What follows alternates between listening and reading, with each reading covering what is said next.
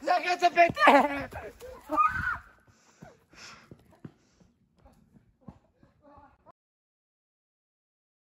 Fakt nás zobudili o 2:00 ráno kvôli takej blbosti. Ja by som si ešte pospal chvíľu. A ja. To sme už skončili. To je ešte začiatok, chlapci.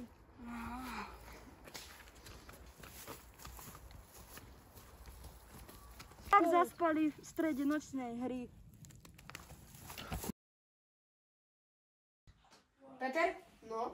Včera po večierke som išiel do lesa, kde máme hrať nočnú hru a zistil som, kto bude strašiť. No? Bude strašiť Vicky, Peťo a Sára. No, Sára bude na 3. strome naľavo, Patrik bude v kríku dole, hneď na začiatku, pri lese.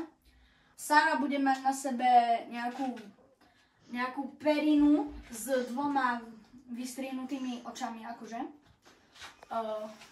Potom Patrik bude mať tú takú masku, vieš, čo sme videli na začiatku? No, áno. Na tabore. No, a Vicky to som ešte nezistil. Peter!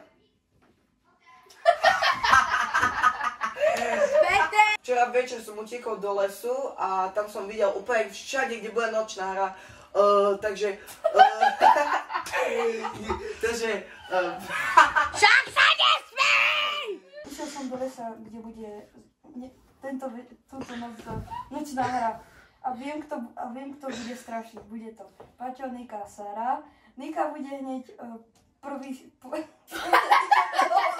Patrik bude v kríku dole, hneď na začiatku, pri lese. A ešte kto? Pospal trochu.